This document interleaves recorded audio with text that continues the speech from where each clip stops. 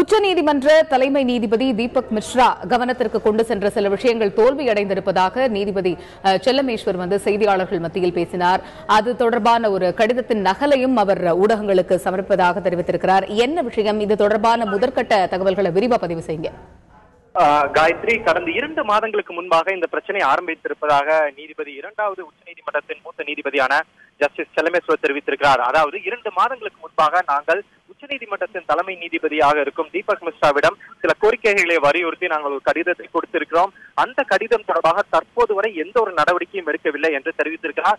திரும்ப அந்த கடிதம் என்ன கோரிக்கை, அந்த கடிதத்தில் தங்கள் தரப்பில் எந்தெந்த கோரிக்கைகள் முன்வைக்கப்பட்டது என்பது தொடர்பான கேள்விக்கு அவர் எந்த பதிலும் தர மறுத்துவிட்டார். குறிப்பாக அந்த கடிதத்தில் அனைத்துமே இருக்கும். தற்போது தங்களால் எந்த ஒரு விஷயத்தையும் இது தொடர்பாக மேலும் விளக்கமாக தங்களால் எதுவும் கூற இயலாது. நீங்கள் அந்த கடிதத்தை படித்து பார்த்தாலே உங்களுக்கு தெரியும் என்று தெரிவித்திருக்கிறார். இந்நிலையில் தற்போது ஏன் பத்திரிகையாளர்களை சந்திக்கிறீர்கள் என்ற கேள்விக்கு இன்று காலை மீண்டும் 4 உச்சநீதிமன்ற மூத்த நீதிபதிகள் தலைமை நீதிபதியிடம் அதே கோரிக்கைகள் தொடர்பாக நாங்கள் மீண்டும் அவரிடம் பேசினோம். ஆனால் தங்களுக்கு உரிய பதில் கிடைக்காத காரணத்தினாலேயே தங்களுக்கு வேறு எந்த ஒரு வழியும் இல்லை. அதன் காரணமாகவே நாங்கள் பத்திரிகையாளர்கள் முன்பு மக்கள் முன்பே இந்த பிரச்சனையை கொண்டு வந்து சேர்ப்பதற்காக நாங்கள் வந்திருக்கோம். இது ஒரு உச்ச நீதிமன்றத்தை அவமதிக்கும் எந்த ஒரு நோக்கமும் கிடையாது. குறிப்பாக தங்களுக்கு என்று சில கடமைகள் இருக்கிறது. அந்த கடமைகளை ஆற்றுவதற்கான முக்கிய காரணமாகவே நாங்கள் தற்போது மக்களிடம் இந்த பிரச்சனையை முன்வைத்திருக்கிறோம். இந்நிலையில் அடுத்த கட்டமாக என்னென்ன நடக்கும் என்பது தொடர்பாக தங்களால் எதுவும் சொல்ல இயலாது. ஆனால் இந்த விவகாரம் தொடர்பாக மக்களிடம் கொண்டு சேர்க்க வேண்டும் என்ற கடமை தங்களுக்கு இருக்கிற காரணத்தினால் தான் நாங்கள் முன்வைத்திருக்கிறோம் என்று கூறினார். இந்நிலையில் பத்திரிகையாளர்கள் தற்போது நீங்கள் முன்வைக்கும் கோரிக்கையானது, நீங்கள் முன்வைக்கும் பிரச்சனையானது ஒரு நீதிபதி, அதாவது நீதிபதி லோயாவின் மரணம் தொடர்பான வழக்கா என்று கேட்டபோது அதுவும் இருக்கலாம் என்றுதான் அவர் தெரிவித்திருக்கிறாரே தவிர அது மட்டும்தான் என்று தெரிவிக்கவில்லை. இந்நிலையில் கடந்த 2 மாதங்களுக்கு முன்பாக ஒடிசா மாநிலத்தை சேர்ந்த ஓய்வு பெற்ற நீதிபதி குதூசி என்பவரை சிபிஐ அதிகாரிகள் கைது செய்திருந்தனர். குறிப்பாக ஒரு தனியார் மருத்துவக் கல்லூரிக்கு அனுமதி வழங்குவது தொடர்பான விவகாரத்தில் அவர் உச்சநீதிமன்றத்தில் நிலுவையில் இருக்கும் வழக்கை சாதகமாக முடித்து தருவதாக கூறி ஒரு தனியார் அதாவது மருத்துவக் கல்லூரியிடம் இருந்து சுமார் 1 கோடி ரூபாய் வரை லஞ்சம் பெற்ற போது சிபிஐ அதிகாரிகள் அவரை கைது செய்தனர். இந்நிலையில் அந்த வழக்கானது உச்சநீதிமன்ற தலைமை நீதிபதி தீபக் மிஸ்ரா அமரும் முன்பு விசாரணையில் இருந்த வழக்கு. இந்நிலையில் தீபக் மிஸ்ராவும் அதே ஒடிசா மாநிலத்தை சேர்ந்தவர். இந்நிலையில் கைது செய்யப்பட்ட அந்த குதூசியும் ஒடிசா மாநிலத்தின் உயர் நீதிபதியாக இருக்கிறார். எனவே இந்த விவகாரத்தில் ஒரு தனிமையான, அதாவது ஒரு இண்டிபெண்டன்ட் ஜுடிஷியல் ப்ரோப், அதாவது ஒரு நீதிமன்ற விசாரணை நடத்த வேண்டும், இது சிபிஐ விசாரணைக்கு உத்தரவிடக் கூடாது என்பது கோரி சில வழக்குகள் உச்சநீதிமன்றத்தில் கடந்த 2 மாதங்களுக்கு முன்பாக தாக்கல் செய்யப்பட்டிருந்தது.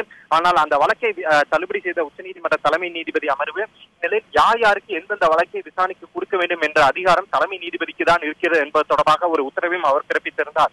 இந்நிலையில் அந்த 2 மாதத்திற்கு முன்பிருந்தே இந்த பிரச்சனை தொடர்ந்து ஆரம்பித்து வந்து கொண்டிருந்தது. இந்நிலையில் தற்போதைய சூழலில் உச்சநீதிமன்றத்தில் 4 மூத்த நீதிபதிகள் பத்திரிகையாளர்களை சந்தித்து பல்வேறு கோரிக்கைகள் தொடர்பாக நாங்கள் தலைமை நீதிபதியிடம் தங்களுடைய கோரிக்கையை முன்வைத்திருக்கிறோம். ஆனால் தற்போது வரை எந்த ஒரு பதிலும் கிடைக்காத காரணத்தினால் தான் நாங்கள் தற்போது பத்திரிகையாளர் சந்தித்து இந்த பிரச்சனையை உங்கள் முன் கொண்டு வந்திருக்கிறோம் என்று பத்திரிகையாளர் சந்திப்பின் போது 4 மூத்த நீதிபதிகளுமே தெரிவித்திருக்கிறார்கள். இந்நிலையில் அந்த முக்கிய அந்த கடிதத்தில் என்னென்ன இருக்கிறது என்பது தொடர்பாக அந்த கடிதத்தை பரிசு பார்த்தால்தான் தெரியும். காயத்ரி, அந்த கடிதமானது தற்பொழுது ஊடகங்களிடம் கொடுக்கப்பட்டு விட்டதா? அந்த கடிதம் நம்ம கிட்ட இருக்கா? அது தொடர்பான தகவல்கள் இருக்கா?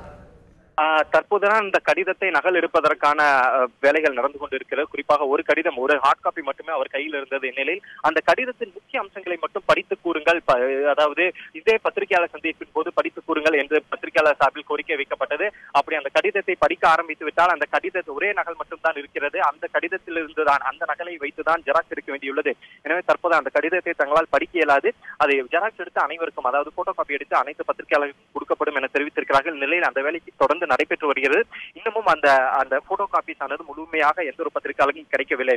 இந்நிலையில் குறிப்பாக நான் முன்பே கூறியது போல இந்த கொலிஜியம் ஃபங்க்ஷனிங் உள்ளிட்ட பல்வேறு கோரிக்கைகளை, பல்வேறு விவகாரங்கள் அந்த கடிதத்தில் இருக்கும் என்றுதான் இங்குள்ள தகவல்கள் தெரிவிக்கிறார்கள்.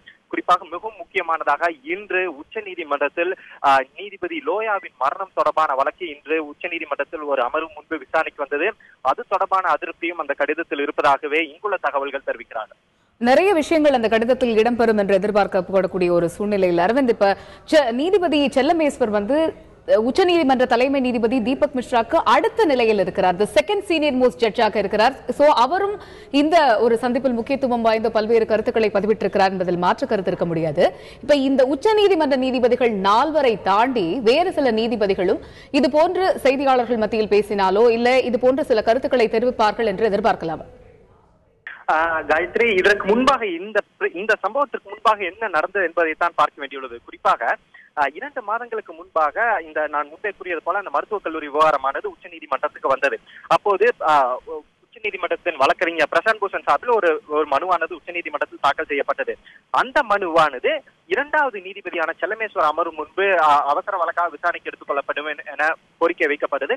2வது நீதிபதியான செல்லமேஸ்வர் அந்த கோரிக்கையை ஏற்று விரைவில் தான் இந்த வழக்கை விசாரிப்பதாக அவர் தெரிவித்திருந்தார். இந்நிலை அடுத்த நாளே தலைமை நீதிபதி செல்லமேஸ்வர் வசம் இருந்த அந்த வழக்கை தன் வசமே எடுத்துக்கொண்டு அவர் ஒரு 5 நீதிபதிகளுடன் வழக்கை விசாரித்து, அதாவது 5 ஜூனியர் நீதிபதிகளுடன் அந்த வழக்கை விசாரித்து ஒரு தீர்ப்பை வழங்கியிருந்தார். குறிப்பாக அரசியல் சாசன அமர்வின் போது மூத்த நீதிபதிகள் இருப்பதே வழக்கம். ஆனால் சமீப காலமாக உச்சநீதிமன்ற பெரும்பாலான அரசியல் சாசன அமர்வில் ஜூனியர் நீதிபதிகளை, அதாவது இந்த 4 மூத்த நீதிபதிகளை தவிர்த்துவிட்டு அதற்கு கீழ் இருக்கும் மற்ற நீதிபதிகளுடன் தான் இந்த அரசியல் சாசன அமர்வு பெரும்பாலான அரசியல் சாசன அமர்வுகள் தற்போது நடந்து வருகிறது. இதன் காரணமாகவே இந்த 4 நீதிபதிகள், அதாவது உச்சநீதிமன்றத்தின் கொலிஜியத்தை எடுத்துக்கொண்டால் இது போன்ற நீதிபதிகள் நியமனங்களில் 5 மூத்த நீதிபதிகள் இருப்பார்கள். நியமனத்தை எடுத்துக்கொண்டால் 3 மூத்த நீதிபதிகள் இருப்பார்கள். இந்நிலையில் இந்த நால்வர் தான் தற்போது பத்திரிகையாளர்களை சந்தித்திருக்கிறார்கள். எந்தெந்த நீதிபதி இது போன்ற தங்களுடைய கோரிக்கைகள் வைத்திருக்கிறார்களா, அவர்களும் போன்ற ஏதேனும் ஒரு பத்திரிகையாளரை சந்திக்க திட்டம் இருக்கிறதா என்பது தொடர்பான தெளிவான தகவல் இல்லை. ஆனால் தற்போதைய சூழலில் கோர்ட் எண் 2, கோர்ட் எண் 3, கோர்ட் எண் 4, கோர்ட் எண் 5 ஆகிய இந்த 4 நீதிமன்றங்களுமே தற்போது உச்ச நீதிமன்றத்தில் அலுவல்களை முடித்துவிட்டு தற்போது இந்த நீதிபதிகள் பத்திரிகையாளர்களை சந்தித்திருக்கிறார்கள். மற்ற அனைத்து நீதிமன்றங்களுமே நீதிமன்ற அலுவல்களை தொடர்ந்து நடத்தி வருகிறது. அந்த விவகாரம் அடங்கிய கடிதமானது எப்பொழுது வரும் என்று எதிர்பார்க்கப்படுகிறது? கூடுதல் விவரங்கள் உங்களிடம் ஏதேனும் உள்ளதா? காயத்ரி, தற்போதைய சூழலில் அந்த கடிதமானது பிரிண்ட் செய்யப்பட்டு வருகிறது. இந்நிலையில் நம் முன்பே விவாதித்ததை போல இந்த 4 விஷயத்தில் தான் அந்த கடிதத்தில் இருப்பதாக அவருடைய உதவியாளர்கள் தெரிவித்துள்ளனர். குறிப்பாக எந்தெந்த நீதிபதிக்கு எந்தெந்த வழக்குகளை ஒப்படைக்க வேண்டும் என்பது தொடர்பான உச்சநீதிமன்ற தலைமை நீதிபதி தனக்குதான் அதிகாரம் இருப்பதாக கூறி ஒரு அரசியல் சாசன அமர்வை அவராக நியமித்து அந்த அரசியல் சாசன அமர்வு மூலம் அந்த தீர்ப்பை வழங்கி அதனைத் தொடர்ந்து ஒவ்வொரு வழக்கையும் அவரே எந்தெந்த நீதிபதிக்கு கொடுக்க வேண்டும் என்பதை தொடர்ந்து செய்து வருகிறார். இந்நிலையில் அந்த விவகாரமானது இந்த மருத்துவ கல்லூரி தொடர்பான ஒரு ஊழல் விவகாரத்தில் தான் இந்த பிரச்சனை பூதாகரமாகி இப்படி ஒரு முடிவை அவர் எடுத்திருக்கிறார். அதனைத் தொடர்ந்து ஒவ்வொரு வழக்கிலுமே அவருடைய தனிப்பட்ட முடிவின் அடிப்படையிலே எடுத்துக்கொண்டு வருகிறார் என்பதுதான் இவர்களுடைய வாதமாக இருக்கிறது. குறிப்பாக அந்த கடிதத்தில் மிக முக்கியமான வாதமாக உச்சநீதிமன்ற தலைமை நீதிபதி என்பவர் அட்மினிஸ்ட்ரேட்டிவ் ஹெட்டாக இருக்கலாம், ஆனால் he is the first among equals. அதாவது உச்சநீதிமன்ற தலைமை நீதிபதி என்பவர் மிகவும் அதிகப்படியான அதிகாரம் பொருந்தியவர் அல்ல. இந்த விவகாரம் தொடர்பாக எழக்கூடிய பல்வேறு விஷயங்கள் தொடர்பாக திரு வள்ளிநாயகம் ஓய்வு பெற்ற நீதிபதி அவர்கள் இருக்கிறார். இது தொடர்பாக மேலும் பல்வேறு கேள்விகள் நமக்கு ஏதேனும் உண்டா? காயத்ரி, அந்த கேள்வியை மீண்டும் மறுமுறை முறை கேட்பீர்களா? ஓய்வு பெற்ற நீதிபதி திரு வள்ளிநாயகம் நம்மிடையே இணைப்பில் காத்திருக்கிறார். தற்பொழுது உச்சநீதிமன்ற நீதிபதிகளுடைய இந்த சந்திப்பானது நிறைய கேள்விகளை நம்மிடம் எழுப்பியிருக்கிறது. இந்த விவகாரத்தில் வேறு ஏதேனும் முக்கிய விஷயங்கள் நமக்கு தெரிந்து கொள்ள வேண்டியிருக்கிறது? குறிப்பாக வள்ளிநாயகத்திடம் இதே கேள்விதான் கேட்க வேண்டியிருக்கிறது. அதாவது உச்சநீதிமன்ற நீதிபதிகள் இந்த 4 மூத்த நீதிபதிகள் தங்களுடைய கடிதத்தில் உச்சநீதிமன்ற தலைமை நீதிபதிக்கு அதிகப்படியான அதிகாரம் ஒன்றும் பொருந்தியவர் அல்ல, he is first among the equals. அதாவது நாங்கள் அனைவருமே ஒரே அதிகாரம் பொருந்தியவர்கள் தான். உச்சநீதிமன்ற தலைமை நீதிபதி என்பவர் அட்மினிஸ்ட்ரேட்டிவ் தான் அதிக அதிகாரம் பொருந்தி இருக்கிறவரே தவிர அவர் தனித்த எந்த ஒரு முடிவையும் எடுக்க முடியாது என்ற தோணியில் தான் அந்த கடிதத்தை எழுதியிருக்கிறார்கள். இது தொடர்பாக நீதிபதி வள்ளிநாயகத்திடம் இதே கேள்விதான் எழுப்ப வேண்டியுள்ளது. அதாவது உயர் நீதிமன்றங்களிலும் இது போன்ற தலைமை நீதிபதி இருக்கிறார்கள். அப்படிப்பட்ட ஒரு சூழலில் அனைத்து நீதிபதிகளும் சமமான அதிகாரத்தை பொருந்தியவர்களா, அல்லது உச்சநீதிமன்ற தலைமை நீதிபதியோ அல்லது உயர் நீதிமன்ற தலைமை நீதிபதிகளுக்கோ அதிகப்படியான ஏதேனும் அதிகாரம் இருக்கிறதா என்ற கேள்விதான் தற்போது இருந்துள்ளது. ஹலோ அரவிந்த், உங்களுடைய கேள்வியை மீண்டும் ஒரு முறை சொல்லுங்க. நீதிபதி வள்ளிநாயகம், அதாவது தற்போது இந்த 4 மூத்த நீதிபதிகளும் உச்சநீதிமன்ற தலைமை நீதிபதிக்கு எழுதியுள்ள கடிதத்தில் தாங்கள் அட்மினிஸ்ட்ரேட்டிவ் அந்த ஊக்கத்தில் மட்டுமே தங்களுக்கு அதிக அதிகாரம் இருக்கிறது, மற்றபடி நாங்கள் அனைவருமே ஃபர்ஸ்ட் அமாங் தி, அதாவது நாம் அனைவருமே ஒரே அதிகாரம் புதியவர்கள், தலைமை நீதிபதி என்பவர் ஃபர்ஸ்ட் அமாங் தி ஈக்குவல்ஸ், அதாவது உங்களுக்கு மட்டும் அதிக அதிகாரம் இல்லை, தங்களுக்கு அதிக அதிகாரம் குறைந்ததாக எதுவும் இல்லை, நாம் அனைவருமே ஒரே அதிகாரம் பொருந்தியவர்கள் தான் என்ற தோணியில் தான் இந்த 4 நீதிபதிகள் உச்சநீதிமன்ற தலைமை நீதிபதிக்கு கடிதம் எழுதியிருக்கிறார்கள். இந்நிலையில் உச்ச நீதிமன்றத்திலும் சரி உயர் நீதிமன்றத்திலும் சரி தலைமை நீதிபதிக்கு அதிக அதிகாரம் ஏதேனும் இருக்கிறதா, அல்லது அனைவருமே ஒரே சரிசமமான அதிகாரம் பொருந்தியவர்கள் தானா?